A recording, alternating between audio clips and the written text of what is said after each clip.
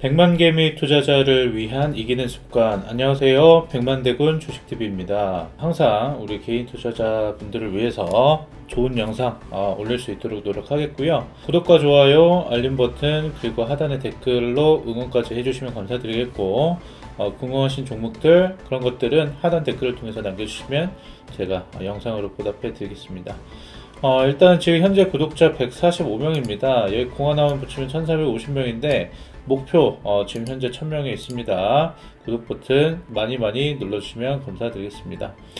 지난번 이제 에디슨 EV 계속해서 연달아서 추천해 드렸는데 2연상 축하드린다는 말씀 드렸고, 오늘은 약간 좀 성향이 좀 다르게 느껴질 수 있어요. 왜냐면은 금리 인상에 대한 이슈로 그에 대한 수혜주를 좀 말씀드릴까 하거든요. 그래서 최근에 이런 뉴스도 많이 보셨고 많이들 느끼실 겁니다. 골드만삭스가 뭐 이렇게 얘기했다고 하네요. 미국 금리 올해 4번 인상, 양적 긴축 7월 개시 하고 있는데, 계속해서 이제 금리 인상에 대한 이슈들이 지금 지난해부터 계속해서 나오고 있습니다. 어쨌든 결론은 뭐냐면 금리 인상을 한다는 거예요. 그렇죠? 금리 인상은 어쩔 수 없습니다. 해야 돼요. 인플레이션도 문제고요. 어쨌든 미국이 양적 완화를 통해서 경기 회복을 하고 있기 때문에 그런 부분이 있기 때문에 금리 인상을 해서 조절을 해야 됩니다. 그렇기 때문에 금리 인상은 이제 선택이 아닌 필수 정도라고 보시면 되겠고요.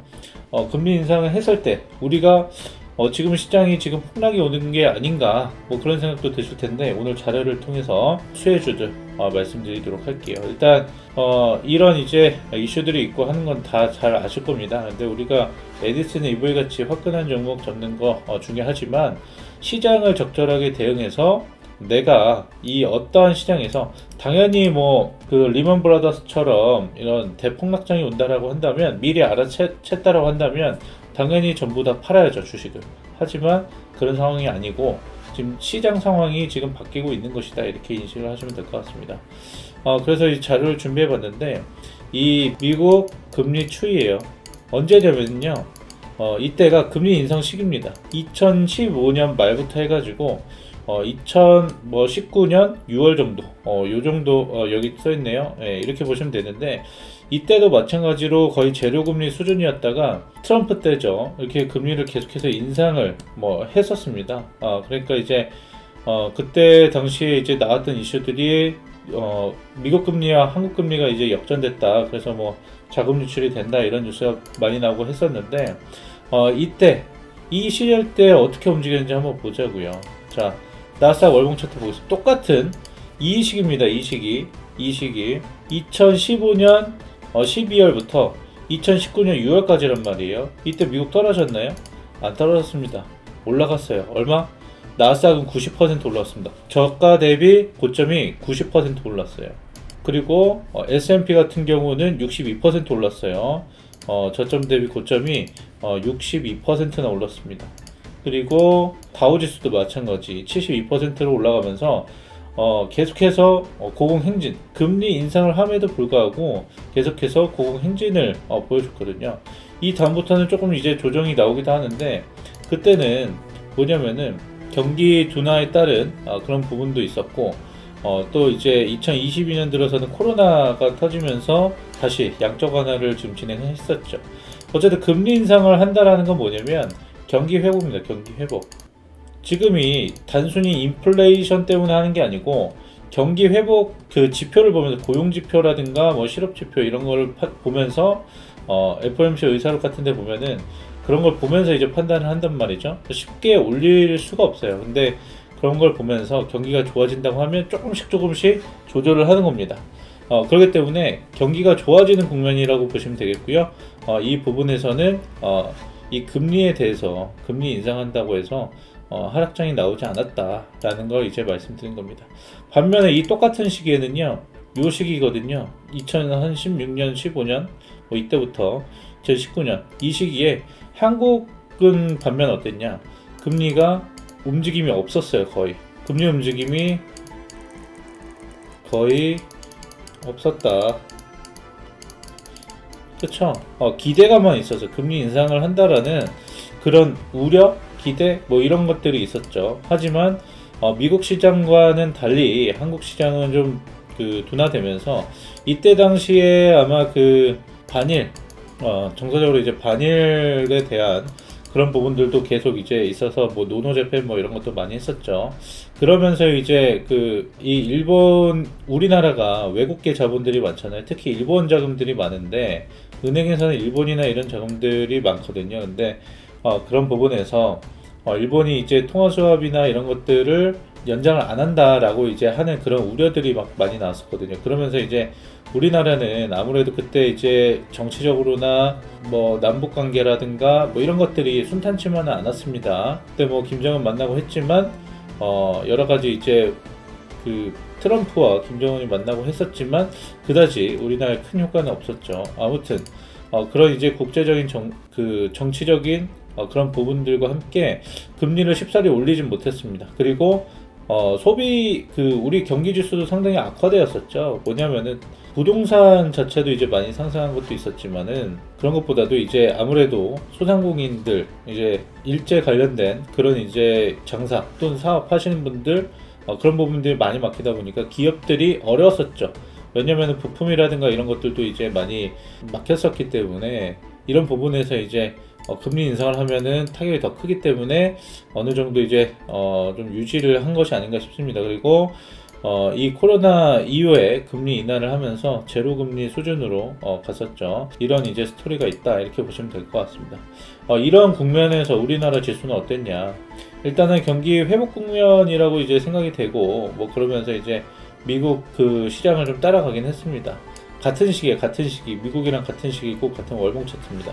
하지만 이때도 마찬가지로 우리나라 장 올라갈 때 같이 올라가긴 했어요. 추세적으로 상승 시기에는 같이 올라갔지만 미국 이 박스권 시기에는 우리나라는 조정을 줬다.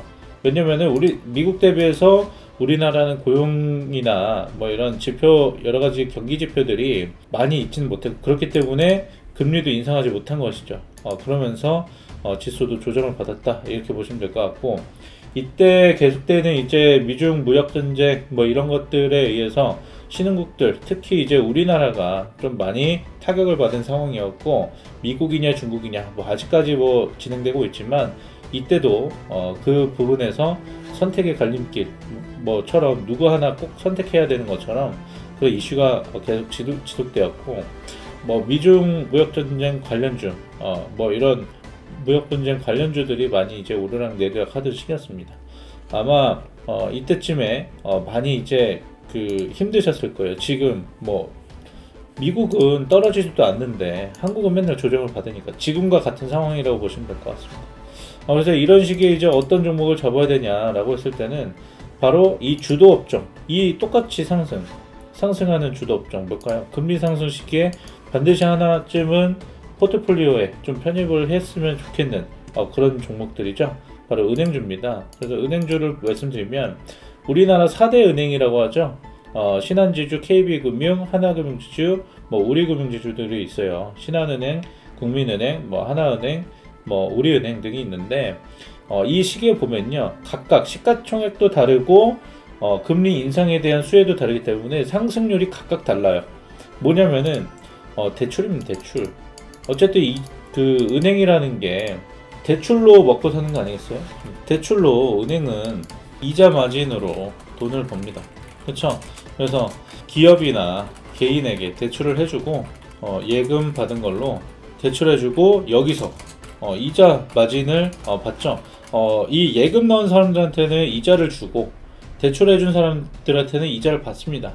그래서 순이자 마진이라고 해서 통상 NIM이라고 하는데 님이라고 하죠. 님이라고 뭐 이렇게 하는데 이 제로금리 상황에서는 도통 이제 수익이 나진 않다가 금리 상승 시기에서는 수익이 굉장히 커집니다. 지금 마이너스 통장만 해도요 한 4%대 되시는 분들이 상당히 많으실 거예요. 그리고 주택담보대출 같은 경우는 뭐 6%대까지 올라갈 수도 있다라는 그런 말이 지금 나오고 있습니다. 그래서 그런 부분들 참고하시고 그만큼 은행의 대체로 이자들은 뭐냐면요 은행의 이자들은 변동금리예요. 변동금리가 적용되기 때문에 이런 금리 인상 시기에 잘 반영이 될 수 있다. 예를 들어서 말씀드리면 우리 HMM이라는 회사가 있었습니다. 뭐 때문에 올랐어요? 컨테이너선 운임 상승으로 많은 수요가 있다 보니까 컨테이너에서 운임 상승으로 수혜를 받았습니다. 얼마큼 올라왔어요? 10배 올랐어요. 볼까요? HMM 운임 상승하면서 코로나로 운임 상승 효과가 나타나면서 상당히 크게 이때 한참 핫했잖아요. 그쵸? 2020년도부터 뭐 이때 쭉 올라왔을 때 보면 고점까지 뭐 10배가 넘는 그런 상승률을 좀 나타냈습니다. 이 은행주들도 마찬가지입니다. 이 금리 인상 돈 받아가지고 남한테 돈 빌려준 거 그만큼 떼어먹는 거고, 대출은 계속 수요가 일어나고 하니까 상당히 이자가 그냥 변동금리면 가만히 앉아서 있던 거에서 계속 떼어먹을 수 있는 거거든요. 그렇기 때문에 상당히 지금 시기에는 살만하다 이렇게 보시면 될 것 같고, 이 시기에서는 하나금융지주가 92%나 저점 대비 고점이 92%나 상승했다 이렇게 보시면 되고, KB금융 같은 경우는 저점 대비 고점이 66%. 신한지주는 뭐 워낙 이 시총이 크고 무겁다 보니까 지금은 뭐 KB금융이 더 크지만 뭐 24% 뭐 이렇게 진행이 됐었습니다. 이런 부분들 참고하시고, 그 다음 나중에 이제 금리 자체가 뭐 미국은 계속 증가하는데 한국 증시는 뭐 회복을 못하고, 이때 뭐가 있었어요? 아까 말씀드렸다시피 노노자펜 한일 무역 분쟁이라고 해야 되나요? 네. 이게 있었잖아요. 그렇죠? 갈라섰죠. 그러면서 이제 이 은행이라든가 이런 데서 지원을 많이 해줬어야 됐거든요. 기업들, 소상공인 싸게. 그쵸? 이때는 그렇기 때문에 많이 수혜를 못 받았습니다. 그쵸? 지금도 좀 제한적일 수는 있는데, 지금 뭐가 다르냐면 선 반영된 게 있어요. 뭐냐면 이미 많은 대출을 했고 규제가 있었어요. 그쵸? 정부에서 대출을 막았었습니다. 이런 것들이 아무래도 이제 대출을 막고 줄여 나갔었는데, 이런 부분들이 이제 조금씩 이제 풀리면서 이 은행주들의 수혜가 될 수 있다. 왜냐면은 사실 현금으로만 사는 사람이 없잖아요. 다 우리가 그 플러스 알파로 해가지고 레버리지를 다 일으켜서 사는 건데, 주택도 그렇고 또 뭐 가게를 운영하시는 분들도 다 마찬가지 아니겠습니까? 그리고 생활하는 데 있어서도 뭐 이런 신용대출이라든가 마이너스 통장 뭐 이런 것들 다 만드셔가지고 이용하시잖아요. 그런 것처럼 뭐 대출을 계속해서 줄였고, 마통도 지금은 뭐 한도가 1억까지라고 하는데 상당히 많이 줄인 부분이 있거든요. 그래서 이런 부분들을 이제 지금 대선이 눈앞에 있고, 또 뭐 여야 누가 되든 어쨌든 이 대출 규제 같은 경우는 좀 풀 수 있다라는 점입니다. 그런 이제 완전히 막았기 때문에 푸는 거죠. 풀었으면 이제 막을 수 있다라는 이제 전망이 있는 것인데, 줄여 나갔었기 때문에 앞으로 이 자금의 융통을 위해서 좀 풀어 나갈 수 있다라는 겁니다. 그런 부분이고, 4대 그 시중은행 변동금리부 대출 비중 비교를 했는데 신한이 제일 높아요. 그 다음 하나인데, 어쨌든 신한 같은 경우는 시총도 높고 좀 무겁기 때문에, 상대적으로 높기 때문에 뭐 하나 정도가 시총도 적절하고 그리고 변동금리부 대출이 상당히 높기 때문에 수혜를 받지 않을까 싶습니다. 그리고 뭐 캐피탈이라든가 뭐 하나금융투자도 굉장히 뭐 괜찮고 해서 하나금융지주가 좀 이 금리 인상 시기에 가장 높은 상승률을 내지 않을까, 그렇게 예상이 되고 있습니다. 다만 이제 여기서 생각할 게 뭐 있냐면은 지방은행들이 있단 말이에요. BNK 금융지주라든가 뭐 그런 이제 JB 금융지주 이런 것들이 있는데, 지방은행보다는 이런 이제 4대 시중은행, 그러니까 우리 대표하는 은행들을 잡으시는 게 더 유리할 것이다 라고 좀 말씀드리고 싶은 게, 지방은행들은 소상공인이라든가 지역에 있는 기업들 지원해 줘야 되죠. 그런 것들이 좀 부담이 될 수 있다라는 겁니다. 그래서 그런 부분들 참고하시면 되겠고, 각각 지방은행에는 각자 가지고 있는 강점이 있거든요. 그런 거에 따라 또 많이 달라지기 때문에 그런 종목들보다는 신한, 하나, 우리, KB 이 정도에서 끝내시는 게 머리 안 아프고 잘 가져가기 좋은 종목군들이다, 이렇게 좀 말씀드리겠습니다.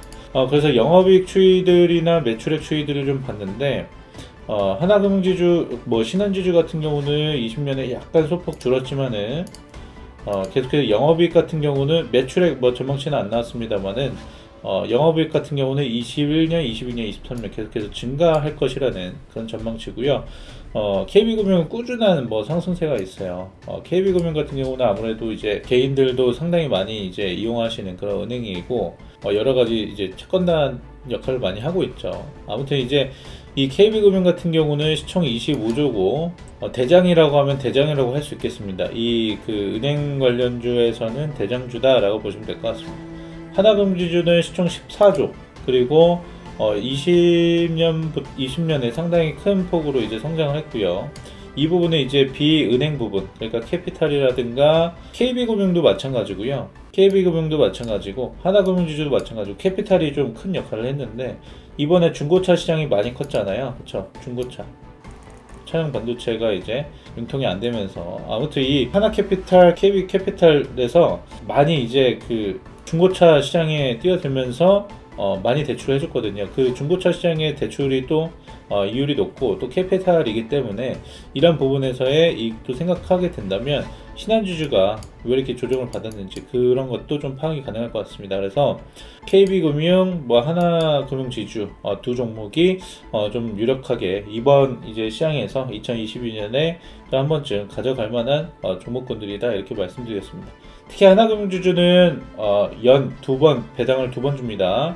상당히 또 높은 배당률을 자랑하기 때문에 좀 자금력이 좀 괜찮으시면 하나금융지주 한번 잡아보시면 좋을 것 같아요. 배당까지 생각하신다면. 우리금융지주는 이제 과거 이제 데이터가 많이 없어요. 그래서 일단 시총이 10조인데 상당히 이제 우리금융지주도 마찬가지로 계속해서 우상향 하고 있습니다. 근데 우상향 하는 이 각도를 보시면 이 KB나 신한지주, 뭐 하나금융지주들은 약간의 우상향을 하고 있거든요. 이렇게 우상향, 그쵸? 우상향을 하고 있거든요. 안정적으로. 근데 우리금융지주는 약간 우상향이라고 하기보다는 거의 뭐 그냥 박스권에 갇혀있는 듯한 그런 모습입니다. 그렇기 때문에 이 세 가지인데, 세 가지 정도인데 그 비은행 부분도 이제 고려를 한다고 한다면 하나금융지주나 KB금융지주로 한번 담아보시면 좋을 것 같다는 말씀드립니다. 마지막으로 이제 차트나 이런 것들도 한번 봐야겠죠. 신한지주부터 보겠습니다. 은행 관련주들도 상당히 좀 관심을 가져야 하는 것이, 일단 이제 코로나19 터지고 나서 상당히 이제 그 역사적인 거의 뭐 바닥권이라고 할 수 있거든요. 코로나19 타격까지 받았는데 올라오지 못한 가격이, 그렇죠? 신한지주 보시면 월봉 볼까요? 역사적 바닥을 찍고 이제 뭐 코로나의 그런 영향을 회복도 못한 그런 가격입니다. 상당히 싸다, 이렇게 보시면 되겠고요. 지금 차트 보셔도 지금 바닥을 다지고 한번 이렇게 그 바닥을 다지고 올라오는 그런 정배열을 만들 수 있는 그런 그림을 그려나가고 있거든요. 그렇기 때문에 지금 38,950원인데 부담스럽지 않은 그런 가격대입니다. 금리 인상 이슈로 한 차례 올라갔었죠. 근데 지금 좀 계속 미뤄지다가 이제 나오니까 다시 한번 추세를 전환하려는 그런 모습들이 좀 보여집니다. 일단 코로나 이전 가격이 신한지주 같은 경우도 45,000원 정도 되기 때문에 이 정도 가격선까지는 무리 없이 상승하지 않을까, 그렇게 생각이 되고요. KB금융도 마찬가지입니다. KB금융 그나마 이제 코로나19의 그런 영향을 좀 회복한 그런 종목이죠. 오늘 무려 3.6%나 이렇게 올라갔는데, 지금 이렇게 무겁고 지루할 거라고 생각했던 종목이 다른 종목 다음 복 나올 때 올라간단 말입니다. 지금 신고가고 지금 59,900원이에요. 지금 정배열 상황에 놓여져 있다라고 보시면 될 것 같고요. KB금융 지금도 늦지 않았다, 이렇게 말씀드리겠습니다. 하나금융지주 마찬가지로 오늘 2.5% 올라가면서 46,550원인데 아직 신고가는 아닙니다. 근데 골든크로스 나오면서 정배열 상황을 만들려고 하고 있죠. 지금 코로나19와 비교하면 이것도 마찬가지로 캐피탈에 대한 수혜 때문인지 KB금융지주와 KB금융과 비슷한 움직임을 보여주고 있다라고 보시면 될 것 같아요. 그래서 이 종목도 지금 골든크로스에 아주 좋은 모습을 보여주고 있습니다. 우리금융지주도 오늘 4%나 올라가고 있네요. 일단 신고가고요. 바닥을 다지고 지금 정배열, 또 골든크로스 마찬가지로 만들어주고 상승하고 있다, 이렇게 보시면 되겠습니다. 그래서 이 네 가지 종목 말씀드렸는데, 다른 뭐 수익 조금 더 보겠다고 다른 이제 중소은행들 잡지 마시고 KB금융이나 이제 하나금융지주 쪽으로 이제 한번 관심을 많이 가지시고 이번 시장 금리 인상 시기에는 반드시 이런 은행주들이 수혜를 받게 되었습니다. 무작정 뭐 에디슨 EV 같은 종목 좋아요. 근데 뭐 축하드립니다. 그리고 그런 화끈한 종목도 잡는 것도 좋아요. 하지만 시장을 바라볼 때 그런 종목만 찾으려고 노력하는 것도 좋지만 너무 많은 욕심을 부리면 안 됩니다. 이 시장에 맞는 종목들이 있거든요. 그렇기 때문에 내가 초보고 또 몰라서 이렇게 뭐 찾아보고 검색하고 하는데 이런 이제 나는 에디슨 EV 같은 종목만 잡고 싶다 하면 똑같이 당합니다. 다양하게 이 시장에 맞춰서 상승장이면 상승장, 금리 인상 시기면 금리 인상 시기, 하락 뭐 유동성 시기면 유동성 시기, 뭐 이슈에 따라 또 한번 가기도 하고, 이런 하나에 꽂히지 마시고 카멜레온처럼 색깔이 뭐 시장이 다변화하는 시장에 어느 시장이든 뭐 대항할 수 있는 그런 이제 면모를 갖추셨으면 좋겠다, 이렇게 좀 말씀을 드리겠습니다. 그럼 저는 오늘 여기서 방송 마치겠고요. 도움이 되셨다면은 구독과 좋아요, 알람 버튼, 그리고 하단에 댓글까지 적어주시면 감사드리겠습니다. 그리고 다시 한번 말씀드리지만 궁금하신 종목들 이렇게 올려주시면은 제가 분석해서 이렇게 올려드리고 하니까요, 얼마든지 부담 갖지 마시고 올려주시면 감사드리겠습니다. 저는 여기서 오늘 방송 마치겠습니다. 감사합니다.